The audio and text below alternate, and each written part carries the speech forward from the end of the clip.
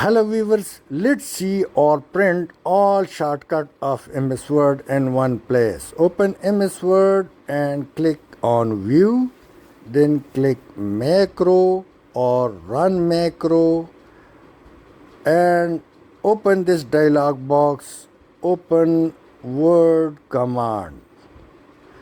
After opening Word commands, now type list commands.